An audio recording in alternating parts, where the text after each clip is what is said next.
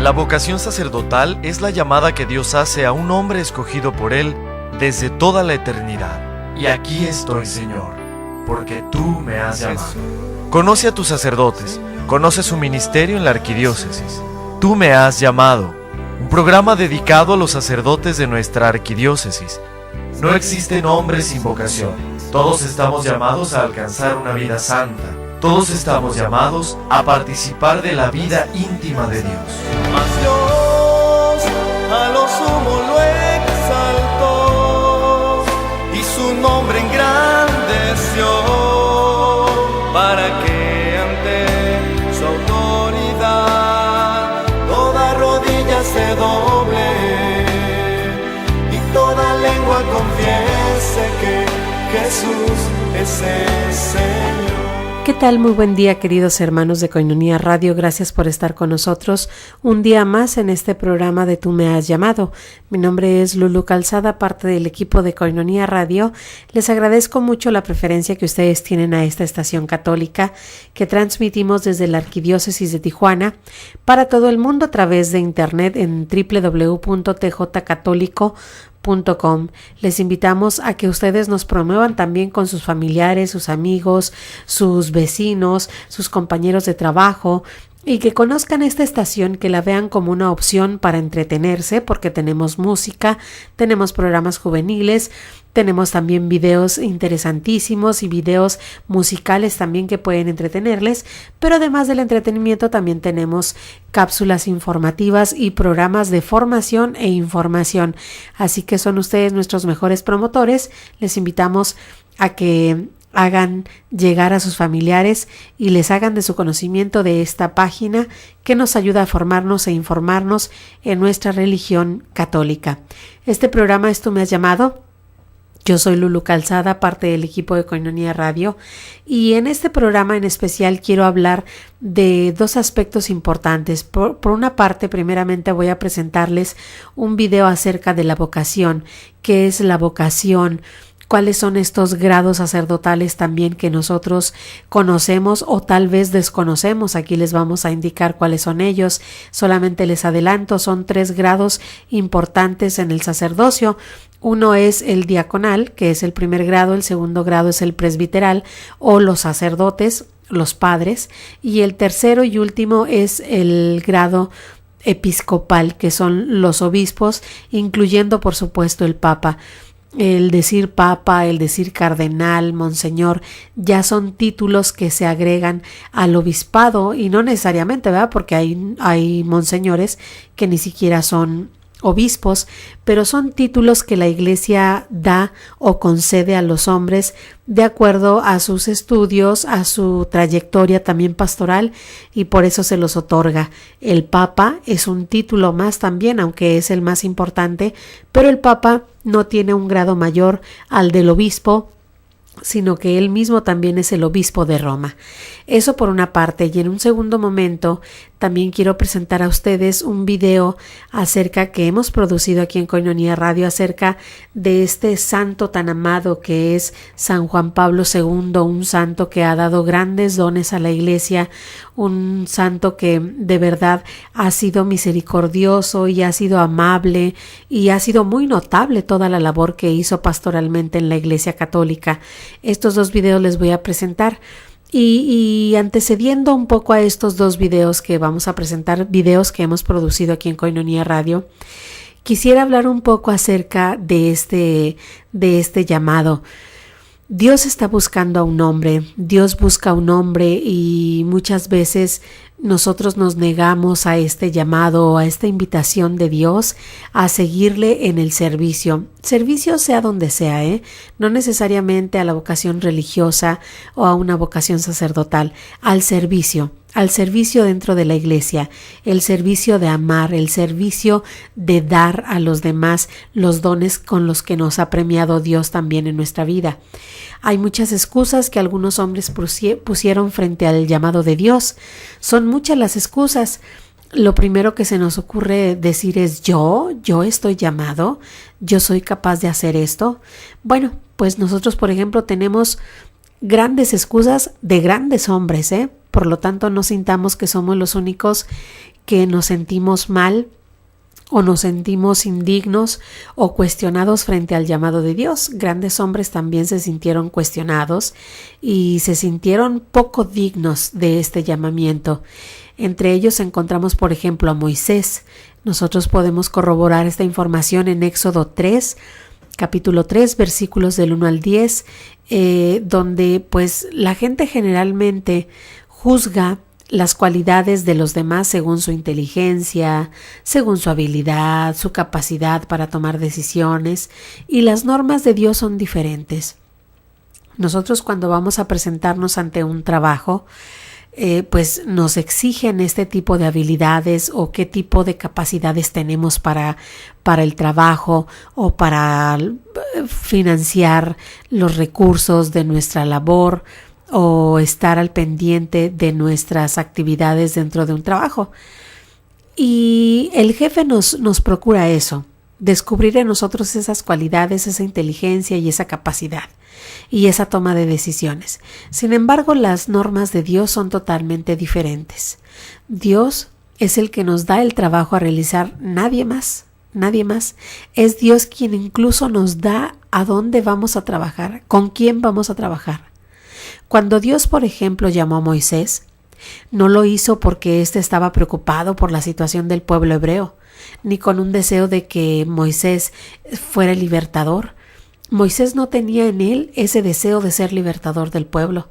No estaba tan atento a lo mejor por la situación del pueblo. Sí estaba atento, pero no todo lo que nosotros hubiéramos pensado. Más bien, todo el relato del llamado de Moisés se presenta como algo iniciado por Dios. Ahí vemos una característica pues del llamado de Dios. Es una iniciativa de Dios. Dios toma la iniciativa para llamarme a mí. No soy yo a lo mejor el que decide seguir a Dios. Yo tomo una decisión en cuanto al llamado, seguir o no seguirle, ¿verdad? Pero la invitación surge primeramente de Dios, de Dios. Moisés fue llamado cuando él era un pastor de ovejas. Los talentos personales no desempeñan parte alguna en prepararlos para recibir el llamado de Dios a hacer su obra. Dios puede usar las habilidades y la educación de uno como lo hizo con Moisés, pero no juega un papel importante en ser llamado o usado por Dios. Es decir, no juega un papel importante cómo te sientas tú dentro del llamado. No es tu habilidad, pues a eso me refiero, no es tu habilidad, no es tu inteligencia, no es tu capacidad, sino que el papel más importante es el que eres llamado por Dios, el papel que Dios tiene en tu vida. Hay una cita bíblica en 1 Corintios, capítulo 1, versículo 28, que dice: «Y lo vil del mundo y lo menospreciado escogió Dios, y lo que no es, para deshacer lo que es». Es decir, Dios toma de donde Él quiere y reparte a donde Él quiere los dones. Una de las características que parecen similares en todos los momentos que he tenido oportunidad de entrevistar sacerdotes como religiosas es considerarse indigno. Si tú te consideras en este momento indigno de este llamado de Dios, pues déjame decirte que ya es un requisito cumplido, de que sí, efectivamente eres un candidato a la consagración a Dios. Considerarse indigno. La primera respuesta, volvemos a Moisés, la primera respuesta de Moisés frente al llamado de Dios fue que él no era digno por sus faltas y por sus debilidades. Como él, también nosotros nos creemos indignos de ser llamados para cumplir ese propósito. Y fue entonces cuando respondió Moisés a Dios: ¿quién soy yo para que vaya al faraón y saque de Egipto a los hijos de Israel? ¿Quién soy yo? Moisés era un asesino y eso muy probablemente le hacía sentir indigno. Pero cuando Dios perdona y limpia nuestros pecados, entonces no hay excusa, ninguna excusa que dar. La respuesta de Dios a Moisés fue directa y poderosa. El asunto aquí no es quién era Moisés, sino quién era el que lo llamó. El asunto aquí no es quién eres tú, sino quién es el que te llama. y Dios dice: yo soy. Él es el que perdona nuestras iniquidades. Él es el que rescata nuestra vida del hoyo donde estamos. Dios es el que llama, y eso es lo más importante dentro del llamado. Bien, pues vamos a ir a una pausa. Después de la pausa comercial, les invito a que se queden con nosotros porque vamos a conocer la vocación. ¿Qué es la vocación? ¿Cuáles son los grados del sacerdocio? ¿Cómo es que nosotros podemos ser llamados al servicio de Dios? ¿A través de dónde? Y una invitación, por supuesto, a que sigamos este llamado y esta invitación de Dios a servir a nuestros hermanos donde quiera que nos movamos. Vamos a hacer una pausa, quédense con nosotros. Esto es el programa Tú me has llamado, el día de hoy en una edición especial, conociendo la vocación y conociendo también una vocación hermosísima que en lo personal me ha dejado marcada para toda mi vida, que es la vocación de Juan Pablo II, un papa muy contemporáneo, un papa muy nuestro y un papa muy mexicano. Vamos a conocer su biografía y vamos a conocer también, ¿por qué no?, cómo es que Juan Pablo II responde también a este llamado y que hoy ha sido llamado a ser santo y hoy ya lo tenemos en los altares. Hacemos una pausa, quédese con nosotros, esto es el programa Tú me has llamado. La vocación es un misterio de amor entre un Dios que llama por amor y un hombre que le responde libremente y por amor. Enseguida volvemos en Tú me has llamado. Porque en el corazón de mi madre la iglesia yo quiero ser el amor.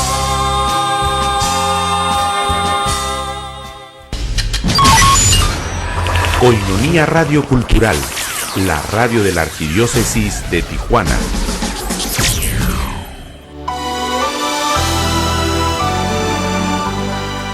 ¿Cómo nace Koinonia Radio? Koinonia Radio nace de la necesidad que existe en nuestra arquidiócesis de llevar el Evangelio a nuestros hermanos, que aún no se han acercado al Señor por medio de una comunidad. Somos responsables de dar a conocer a Cristo hasta los confines de la tierra, para que sea este Cristo de amor quien exhorte a todos los hombres a vivir en comunidad y en íntima relación con el Padre por medio del Espíritu Santo.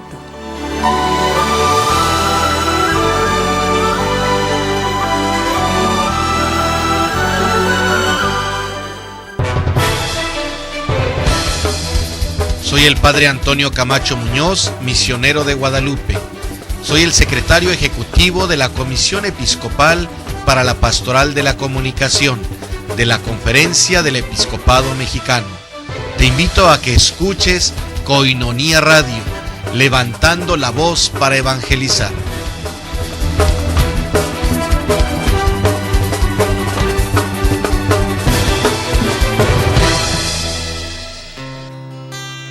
Porque sé que tú me has llamado, solo puedo responder fiat voluntas tua, hágase en mí según tu voluntad. Estamos de regreso. Comunícate con nosotros a los teléfonos 622-8962 en Tijuana y 866-228-4305 sin costo desde Estados Unidos. Puedes resolver tus inquietudes vocacionales. Yo quiero ser el celo del profeta y del apóstol, para guardar fielmente el tesoro de la fe. La vocación. La vocación cristiana es sobrenatural. Es el mismo Dios quien nos llama.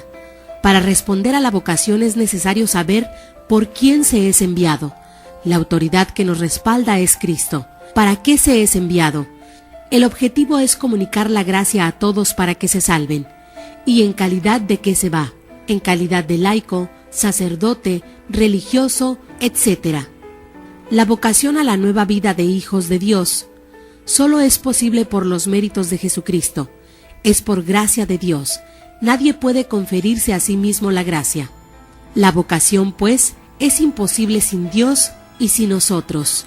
Nada sin Dios, nada sin nosotros. La vocación requiere nuestra colaboración, unir nuestra voluntad a la voluntad divina.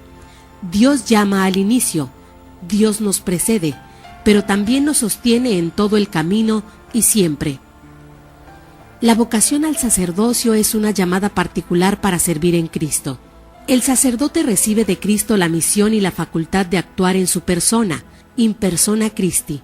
El sacerdote debe renunciar a sí mismo para actuar en Cristo, ya que ha recibido por el orden sacramental la misión y la gracia para actuar más allá de sus posibilidades humanas. Por el don del Espíritu Santo, los sacerdotes reciben el poder sagrado para ser ministros de la Iglesia. Es Cristo el que se ofrece a sí mismo en la misa, y es Cristo el que perdona en la confesión. Este ministerio en el cual los enviados de Cristo hacen y dan, por el don de Dios, lo que ellos por sí mismos no pueden hacer ni dar, la tradición de la Iglesia lo llama sacramento. Los sacerdotes no se designan a sí mismos ni tampoco son delegados de la comunidad. Son representantes de Cristo, escogidos por Cristo por medio de los obispos. Jesús llamó a los que Él quiso. Unidad entre vocación y misión. La vocación no puede separarse de la misión y sus exigencias.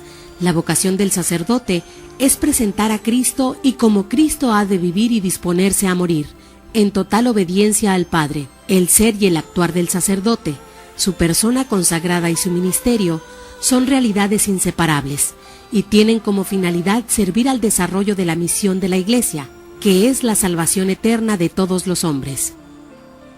El orden sacerdotal.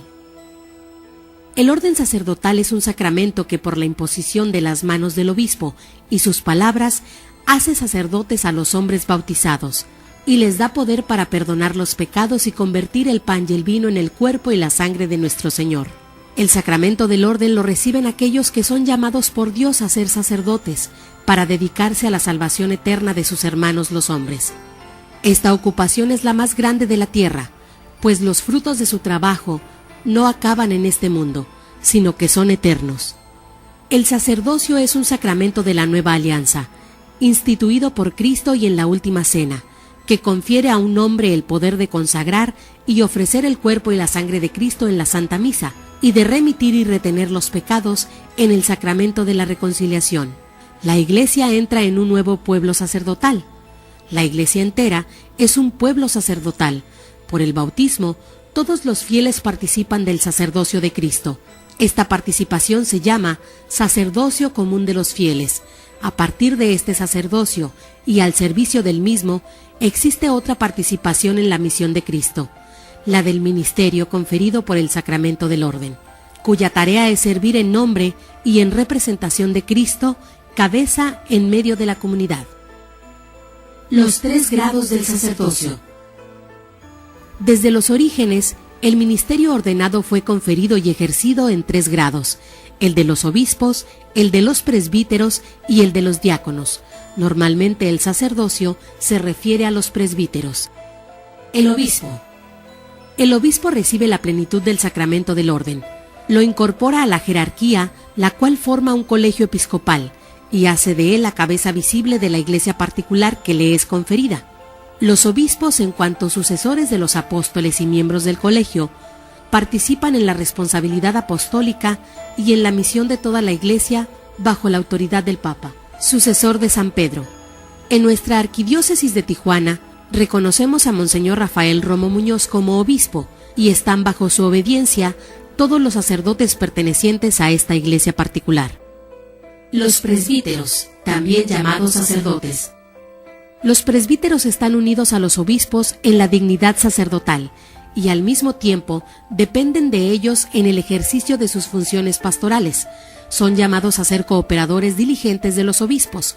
Forman en torno a su obispo el presbiterio, que asumen con él la responsabilidad de la iglesia particular. Reciben del obispo el cuidado de la comunidad parroquial y de una función eclesial determinada. Los diáconos son ministros ordenados para las tareas del servicio de la iglesia. No reciben el sacerdocio ministerial, pero la ordenación les confiere funciones importantes en el ministerio de la palabra, del culto divino, del gobierno pastoral y del servicio de la caridad, tareas que deben cumplir bajo la autoridad pastoral de su obispo. ¿Cómo se confiere el sacramento de la orden sacerdotal? El sacramento del orden es conferido por la imposición de las manos seguida de una oración de consagración solemne que pide a Dios para el ordenado las gracias del Espíritu Santo requeridas para su ministerio. La ordenación imprime un carácter sacramental indeleble. ¿Quiénes son candidatos al sacramento del orden? La Iglesia confiere el sacramento del orden únicamente a varones bautizados, cuyas aptitudes para el ejercicio del ministerio han sido debidamente reconocidas. A la autoridad de la Iglesia corresponde la responsabilidad y el derecho de llamar a uno a recibir la ordenación. Reflexión sobre el sacerdote y su misión. Juan Pablo II. El sacerdote debe presentarse ante todo como un hombre de fe. Él da testimonio de la fe con su forma de actuar y con toda su vida. El sacerdote es también un hombre de lo sagrado, testigo del invisible, portavoz de Dios revelado en Jesucristo. El sacerdote debe ser reconocido como un hombre de Dios, un hombre de oración, al que se le ve rezar, al que se le oye rezar. El sacerdote, por tanto, debe alimentar en sí mismo una vida espiritual de calidad, inspirada en el don del propio sacerdocio. El sacerdote es también un hombre de comunión. Él es quien reúne al pueblo de Dios y refuerza la unión que hay entre sus miembros por medio de la Eucaristía.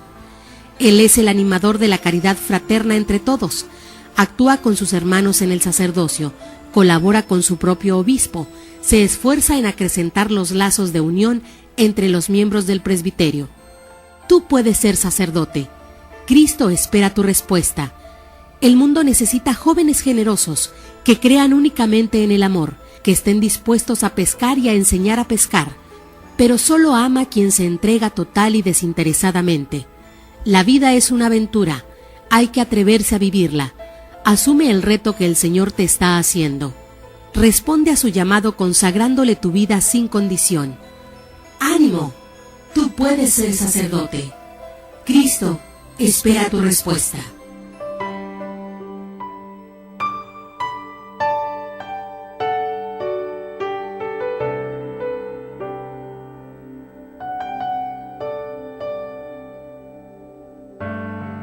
Me conoces desde siempre. No hay manera de engañarte. Conoces mis secretos, también mis ganas de amarte. En las noches y en los días, junto a mí has caminado, me has brindado tu amor. Y con fe te digo, Señor, ¿quién soy yo para que entres en mi casa? Solo dime una palabra y con eso bastará para sanarme.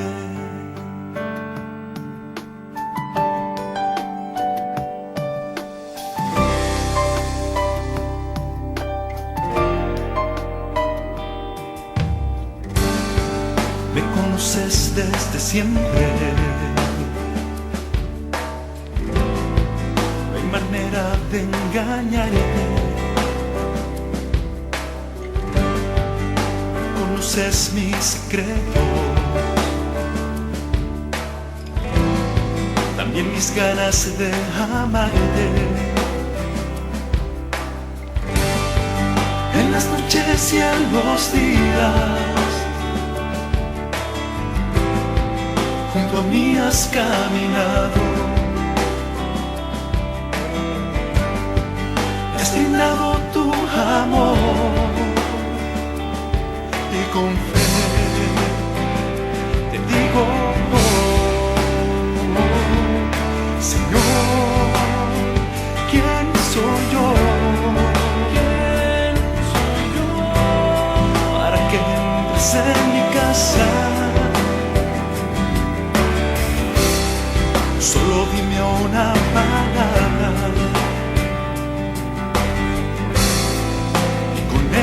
bastará. Señor, ¿quién soy yo? ¿Quién soy yo para que entres en mi casa?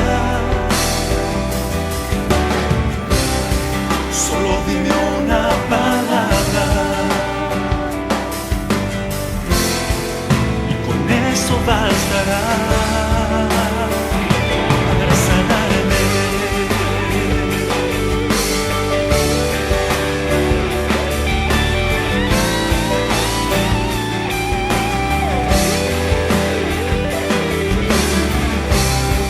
Solo dime una palabra y con eso bastará para sanarme.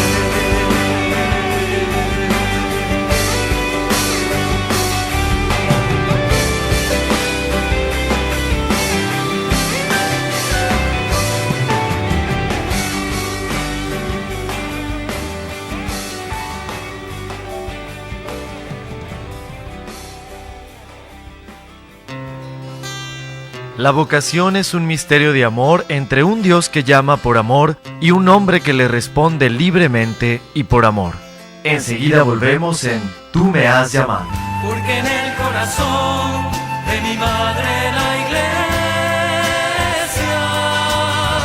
yo quiero ser el amor.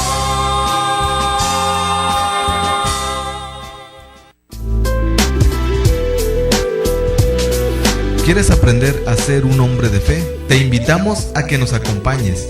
Hombres de Fe, visita nuestra página en internet www.tjcatólico.com. Te esperamos. Juntos formaremos hombres de fe.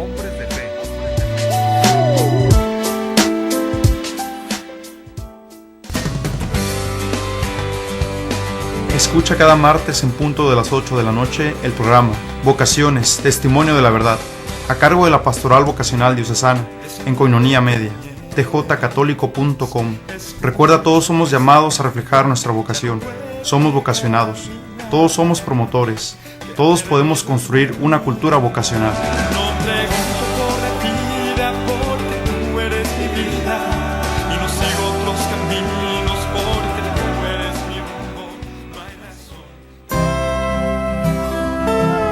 El servidor de Dios debe brillar por su vida y santidad. Conoce a San Francisco, un santo de ayer y de hoy, y descubre la forma de ser tú también un santo para nuestro tiempo.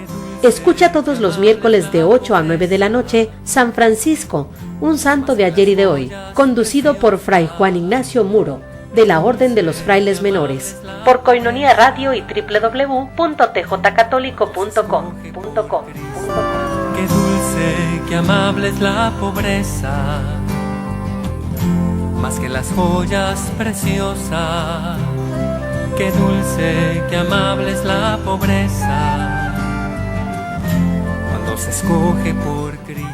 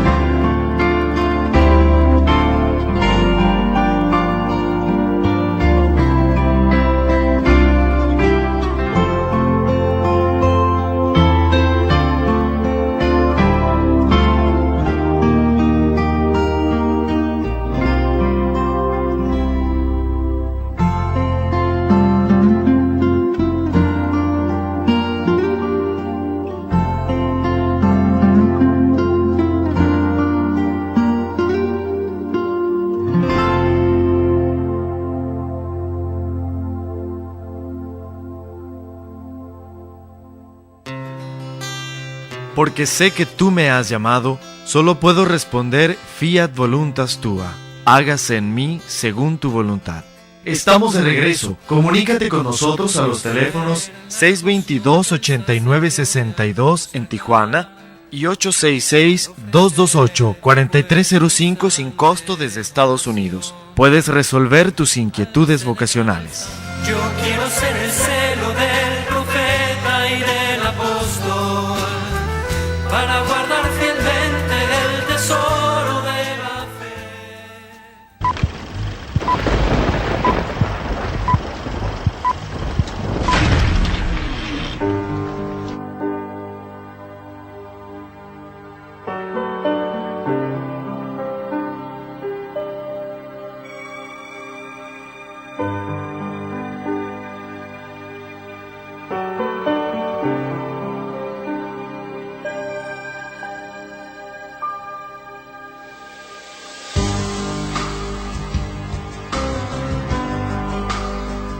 Juan Pablo II, el Grande, 1920-2005.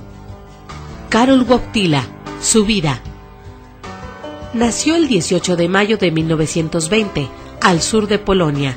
Su familia estaba conformado por su padre Karol Wojtyła, un militar del ejército austrohúngaro, su madre, Emilia Karczorowski, una joven silesiana de origen lituano, y un hermano adolescente de nombre Edmund. Los padres de Karol Wojtyła lo bautizaron a los pocos días de nacer en la iglesia de Santa María, en su pueblo de origen. A los 9 años de edad, recibió un duro golpe, el fallecimiento de su madre al dar a luz a una niña que murió antes de nacer. Años más tarde falleció su hermano, y en 1941 murió su padre. De joven el futuro pontífice mostró una gran inquietud por el teatro y las artes literarias polacas tan grande que aún en el colegio pensaba seriamente en la posibilidad de continuar sus estudios de filología y lingüística polaca. Sin embargo, un encuentro con el cardenal Sapieha durante una visita pastoral le hizo considerar seriamente la posibilidad de seguir la vocación que tenía impresa en el corazón, el sacerdocio. Al desatarse la Segunda Guerra Mundial, los alemanes cerraron todas las universidades de Polonia, con el objetivo de invadir no solo el territorio, sino también la cultura polaca. Frente a esta situación, Karol Wojtyła con un grupo de jóvenes organizaron una universidad clandestina, en donde estudió filosofía, idiomas y literatura. Poco antes de decidir su ingreso al seminario, el joven Karol tuvo que trabajar arduamente como obrero en una cantera. Según relató el mismo pontífice, esta experiencia le ayudó a conocer de cerca el cansancio físico, así como la sencillez, sensatez y fervor religioso de los trabajadores y los pobres. En 1942 ingresó al departamento teológico. Durante estos años tuvo que vivir oculto, junto con otros seminaristas, quienes fueron acogidos por el cardenal de Cracovia. El 1 de noviembre de 1946, a la edad de 26 años, Karol Wojtyła fue ordenado sacerdote en el Seminario Mayor de Cracovia. Al poco tiempo, obtuvo la licenciatura de Teología en la Universidad Pontificia de Roma, Angelicum, y más adelante se doctoró en Filosofía. Durante un tiempo se desempeñó como profesor de ética en la Universidad Católica de Dublín y en la Universidad Estatal de Cracovia, donde interactuó con importantes representantes del pensamiento católico polaco, especialmente en la vertiente conocida como tomismo lublinense. El 23 de septiembre de 1958 fue consagrado obispo auxiliar del administrador apostólico de Cracovia, Monseñor Basiak, convirtiéndose en el miembro más joven del episcopado polaco. Asistió al Concilio Vaticano II, donde participó activamente, especialmente en las comisiones responsables de elaborar la Constitución dogmática sobre la Iglesia, Lumen Gentium, y la Constitución pastoral. El 13 de enero de 1964 falleció Monseñor Basiak, por lo que el obispo Wojtyła ocupa la sede de Cracovia como titular. 2 años después, el Papa Pablo VI convierte a Cracovia en arquidiócesis. Durante su labor como arzobispo, el futuro papa se caracterizó por la integración de los laicos en las tareas pastorales, la promoción del apostolado juvenil y vocacional, la construcción de templos a pesar de la fuerte oposición del régimen comunista, la promoción humana y formación religiosa de los obreros, y el aliento del pensamiento y las publicaciones católicas. En junio de 1967, a los 47 años de edad, el arzobispo Wojtyła fue creado cardenal por el Papa Pablo VI. En 1974, el nuevo purpurado ordenó a 43 nuevos presbíteros, en la ordenación sacerdotal más numerosa desde que terminó la Segunda Guerra Mundial. En 1978 muere Pablo VI y es elegido nuevo papa el patriarca de Venecia, Cardenal Albino Luciani, de 65 años, quien tomó el nombre de Juan Pablo I, el Papa de la Sonrisa. Sin embargo, fallece a los 33 días de su nombramiento, el 16 de octubre de 1978, luego de un nuevo cónclave. El cardenal polaco Karol Wojtyla es elegido como el sucesor de San Pedro, rompiendo con la tradición de más de 400 años de elegir papas de origen italiano. El 22 de octubre de 1978 fue investido como sumo pontífice, asumiendo el nombre de Juan Pablo II. Habemus papam cardinalem Wojtyła. Sia lodato Gesù Cristo. Sempre sia lodato.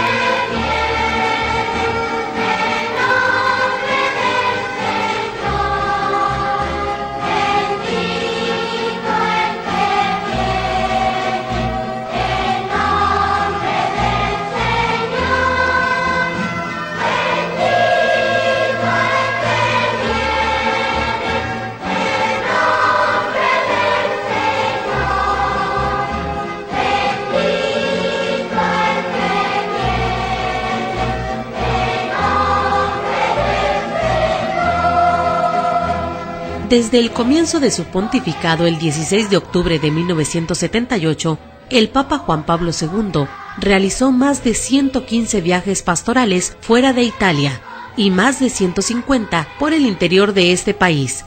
Además, como obispo de Roma, visitó 317 de las 333 parroquias romanas. La distancia recorrida por el Papa equivale a dar 31 veces la vuelta al mundo o viajar 3.23 veces entre la Tierra y la Luna. Entre sus documentos principales se incluyen 14 encíclicas, 15 exhortaciones apostólicas, 11 constituciones apostólicas y 45 cartas apostólicas.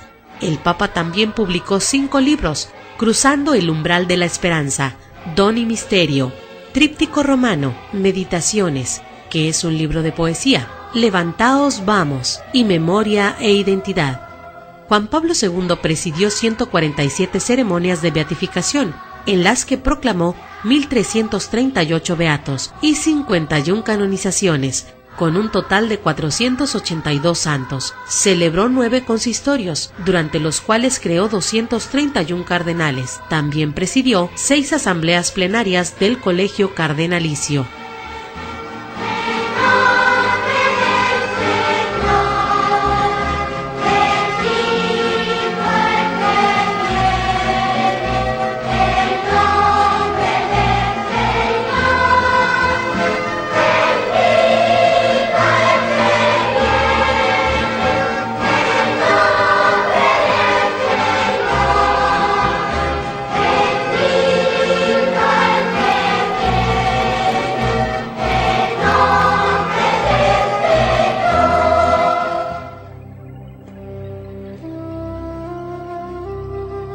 Juan Pablo II y la Virgen de Fátima, una historia de amor filial.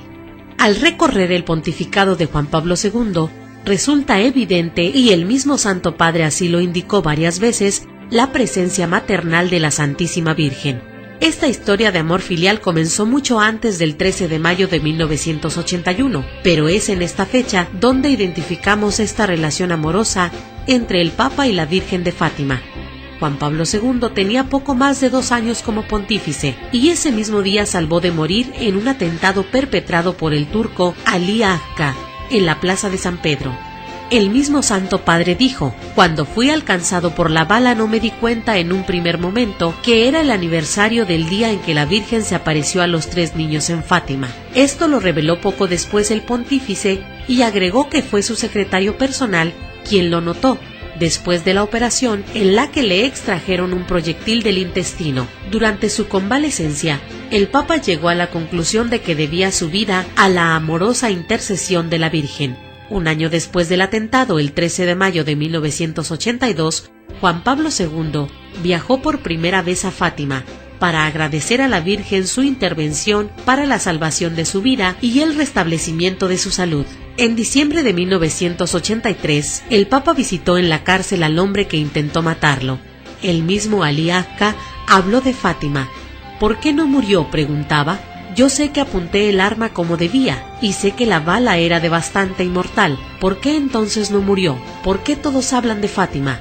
Al principio, en estos 21 minutos de conversación entre Juan Pablo II y Ali Agca, se tomaron las manos. Luego el pontífice apretó afectuosamente el brazo izquierdo de Ali Agca, y cuando se despidieron, lo palmeó en el hombro. Como respuesta, Agca hizo una genuflexión y besó la mano de Juan Pablo II, sonriendo con expresión agradecida. Fue la primera vez en la historia del cristianismo que un papa estuvo frente a frente con su victimario, y cuando abandonó la celda estaba conmovido. He hablado con Ali Agca, como se habla con un hermano al que ha perdonado y goza de mi confianza, dijo el Papa.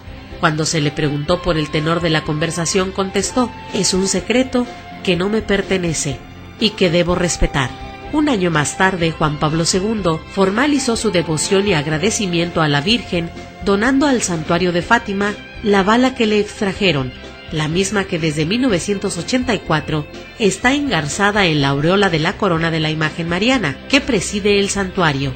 En más de una ocasión señaló el Papa que consideraba todos sus años de pontificado posteriores al atentado como un regalo de la divina providencia a través de la intercesión de la Virgen de Fátima.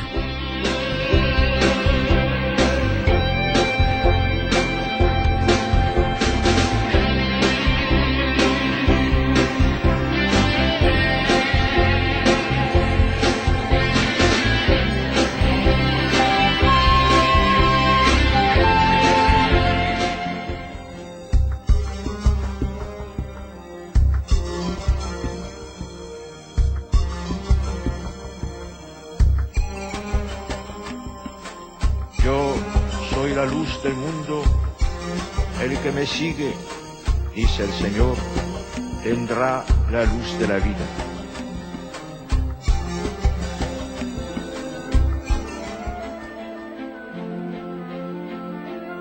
El secreto de Juan Pablo II, el amor sin límites. Amor sin límites ni condiciones fue el secreto del pontificado de Juan Pablo II, cuyos últimos años de vida representaron un auténtico viacrucis. Era el amor, el verdadero, aquel sin límites. Amor por Cristo y por su Santísima Madre, amor por la Iglesia, amor por todos los hombres, amor hasta el final. Igualmente el Papa Juan Pablo II nos ha amado, nos amó hasta el final, cuando al gesto de la mano desde aquella ventana de la plaza de San Pedro confió las palabras que ya no podía pronunciar. En la última audiencia general del 30 de marzo, cuando Juan Pablo II volvió a asomarse a la ventana del Palacio Apostólico para impartir la bendición a los fieles. El testamento del Papa Juan Pablo II nos habla de un pontífice que amaba profundamente a Dios y que le estuvo siempre muy agradecido, que amaba intensamente a su madre, la Virgen María, que sufría por el mal en el mundo, que amaba hondamente a todos sus hermanos, hombres y mujeres, y que siempre se mantuvo fiel en el cumplimiento del plan de Dios.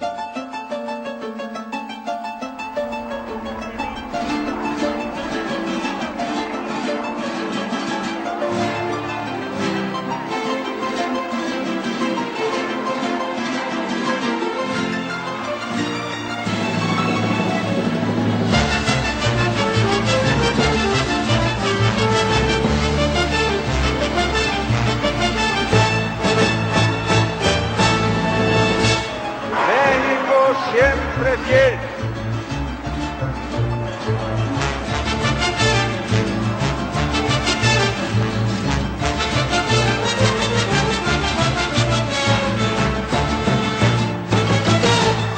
México sabe bailar.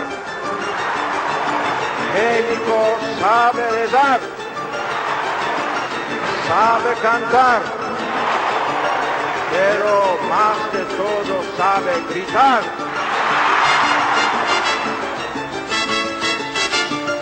Juan Pablo II, un papa mexicano.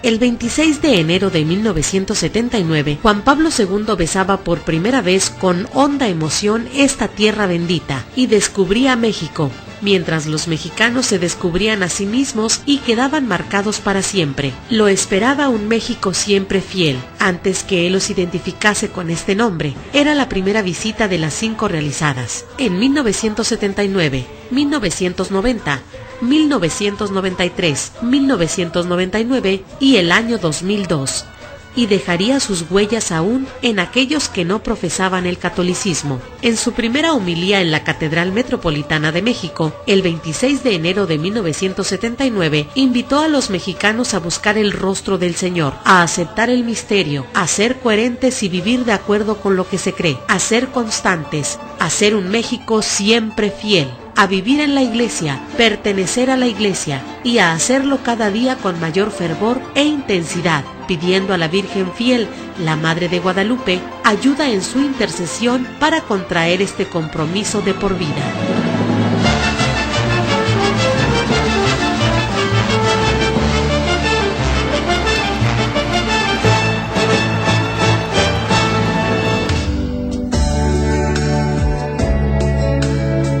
Karol Wojtyla, un papa único.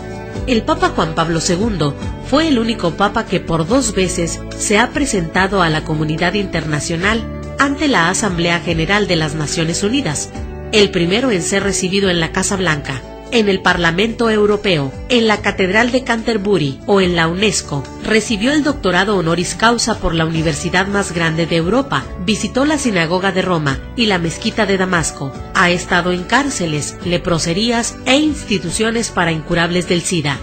Desde el Monte Nebo, el Papa ha podido contemplar la tierra prometida con los ojos de Moisés. Las mayores concentraciones de jóvenes se han producido en Oriente y Occidente y han tenido como protagonista al Papa. Cuando se le insistió en que bajara el ritmo de trabajo y de viajes, solía contestar con buen humor: ya descansaré en la vida eterna. Es consciente de que el tiempo que le queda es poco, de ahí su deseo de aprovecharlo al máximo. Decía: cada vez me doy más cuenta de que se acerca el momento en el que tendré que presentarme ante Dios. Y añade: el don de la vida es demasiado precioso para que nos cansemos de él. Tal vez por eso últimamente recordaba la leyenda que cuando era niño veía en un reloj de sol en la vieja calle en que vivía: el tiempo se va, la eternidad espera. Juan Pablo II falleció el 2 de abril del año 2005, a las 21:37, mientras concluía el sábado, y ya habíamos entrado en la octava de Pascua y Domingo de la Misericordia Divina.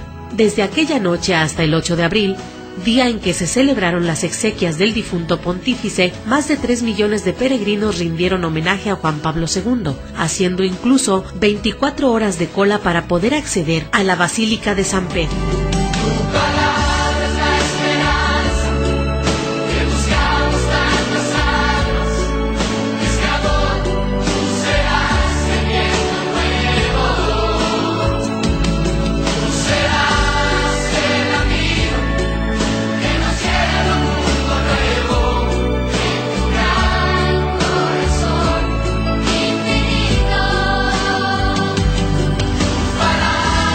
Esperanza, que busca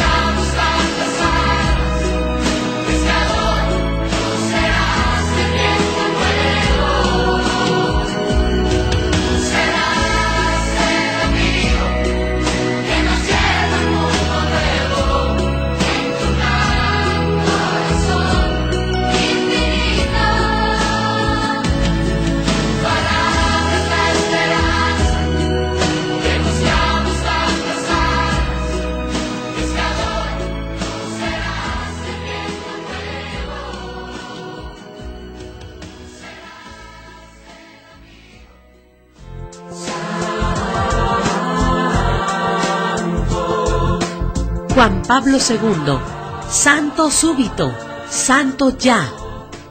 Juan Pablo II falleció el 2 de abril a los 84 años, y su muerte desató una extraordinaria reacción emotiva en todo el mundo católico, que inmediatamente empezó a solicitar desde numerosos sectores la inmediata apertura del proceso de beatificación. En el mismo funeral, una enfervorecida asistencia de fieles exhibieron multitud de pancartas con el lema «Santo súbito», «Santo pronto», «Santo ya». Ahora el Papa da cumplida respuesta a esa petición con el anuncio de súbito, proceso de beatificación de Juan Pablo II. Para llevarlo a cabo, el ahora Papa Benedicto XVI hizo una despensa especial que anula la obligación de que el proceso empiece a los 5 años de la muerte de Juan Pablo II, como prevé el Código de Derecho Canónico. El 28 de abril, el Santo Padre Benedicto XVI dispensó del tiempo de 5 años de espera tras la muerte para iniciar la causa de beatificación y canonización de Juan Pablo II. La causa la abrió oficialmente el cardenal Camillo Ruini, vicario general para la diócesis de Roma, el 28 de junio del año 2005. 1 de mayo de 2011. En la fiesta de la Divina Misericordia, la Iglesia Católica se llena de alegría por un intercesor más ante Dios por el pueblo que peregrina a su encuentro. Gracias a Dios que nos dio un pastor como Juan Pablo II. Juan Pablo II, maestro, padre, pastor, amigo, beato.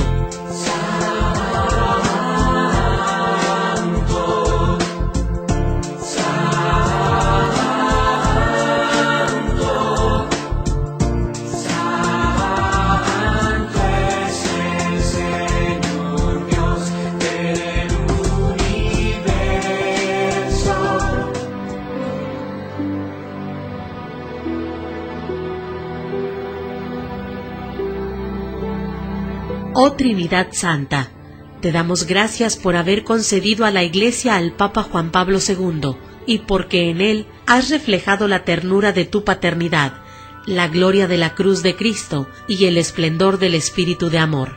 Él, confiando totalmente en tu infinita misericordia y en la maternal intercesión de María, nos ha mostrado una imagen viva de Jesús, buen pastor, indicándonos la santidad, alto grado de la vida cristiana ordinaria, como camino para alcanzar la comunión eterna contigo. Concédenos por su intercesión, y si es tu voluntad, el favor que imploramos, con la esperanza de que sea pronto incluido en el número de tus santos. Amén.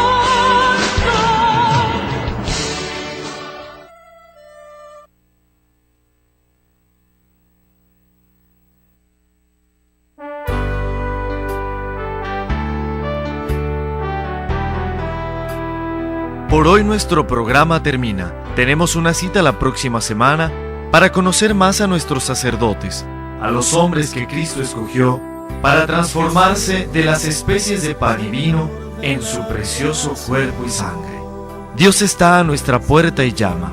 Si le abro, como María, entrará en casa, cenará conmigo y hablaremos sin prisas. Y porque tú me has llamado, yo respondo, hágase.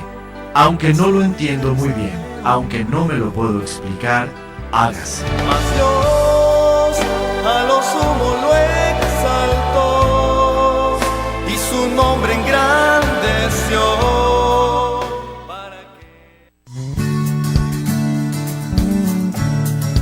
Koinonia Radio, levantando la voz para evangelizar.